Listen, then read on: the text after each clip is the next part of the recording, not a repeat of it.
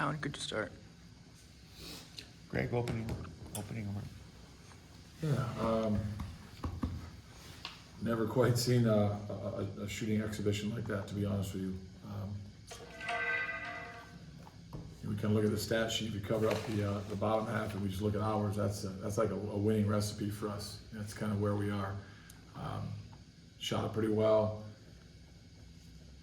Turnovers were under control, and then yeah, I mean, for a team to go, I don't know, make 10, 11 threes or whatever it was in the second half. Mm-hmm. And I think because the 12th one was a desperation one, so that it was uncanny. We're a team that defends the arc very, very well. I think we're 28% on the year, so it's just, we got to tip our cap. I mean, we ran into a team that all of a sudden the hoop got as big as the ocean and they're standing on the beach. And it wasn't because we weren't guarding, it was just because they got into the zone. And so tough for us. I thought we responded really well early in the game to a couple of runs. And but yeah, that spree in the second half was nothing like I've seen. So I guess what I'd like to say is, we're hurting. Like, our locker room was so emotional, and I could not be more proud of a team that I've ever coached. These guys trust and love unlike any other team I've coached, and for that, I mean, I could not be more proud of a group of guys, because everything other than the score, these guys deserve a better fate, and that's the fickleness of basketball. So I'm proud of them for getting to this stage. We give Case a ton of credit. That was an incredible shooting exhibition, but the love I have for my guys is just immense, and I'm super proud of the season they've had. Gabe, you guys came out so strong. You went up 25-15. You were getting pretty much everything you wanted, and then they matched it with the 16-5 run, and after that it was just kind of a tongue war through the first half. What, from a player's point of view, on the floor in the second half tilted the floor so much? I mean, Yeah, in the second half, I mean, all you can really do is tip your cap. I mean, we were at that 10-point lead. They started making some more shots. They got some really good guards. They were hitting shots, and we went to halftime, I think, down 1. Came out, kept it even a little bit, and then, like Coach said, I mean, when you got players in the other team shooting whatever it was, 10 for 11, guarded threes, there's not much you can do. Clayton and I had seen within the end of the game once you made your final round to the bench and the emotions just overflowing. Can you just kind of describe that moment, just within everything from freshman year to your 5th year now, your growth and just camaraderie with these teammates, and then coming to this moment now? Yeah, I didn't want to end. I didn't want to. We talk about fighting for 41 minutes, another practice, another chance to compete. The 2 guys sitting to the left of me, I love them both.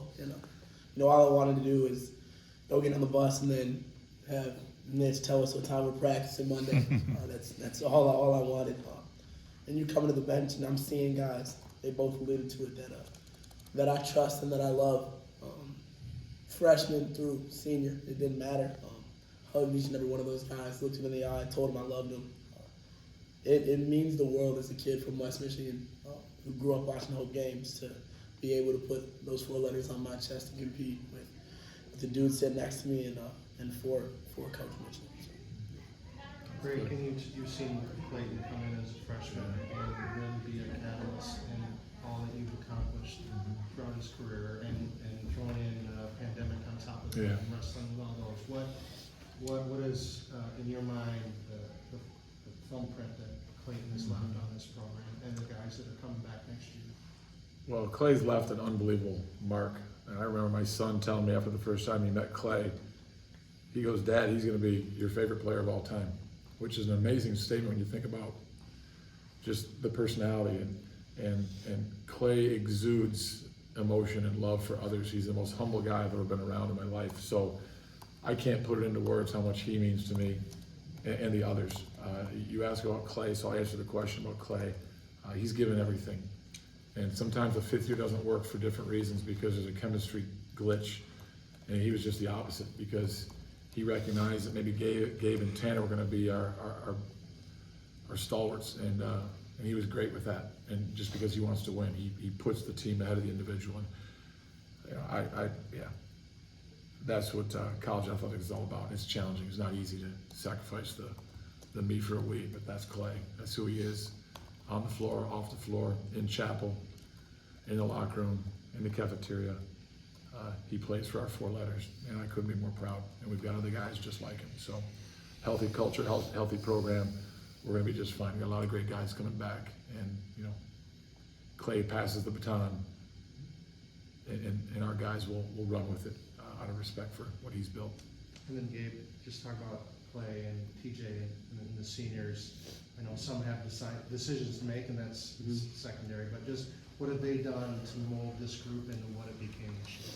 Yeah, I mean, senior leadership since I came in has been amazing. This year in particular, Devin, great captain, leader. Clay, me and Clay lived together last year, roommates last year. My dog, he mentored me through a lot, like going from my freshman to my sophomore year to now, like, and I mean, if I was emotional or if I, you know, didn't make the right play or messed up, like he was always in my corner, rooting me on. And Clay is one of the most genuine people you would ever meet. Eli, you know, Eli went down with injury, so we'll see what his decision is next year. And then TJ just one of the most emotional people you'll ever meet, and he can inspire so many people on a team. And yeah, this the leadership on this team, the seniors, have really done everything to put this team in the best position possible. So I know we all are grateful as junior, sophomore, freshmen. I know the coaching staff is grateful for that. And yeah, looking forward to what next year brings. Thanks, guys. Thank you very much. Thanks. Thank you.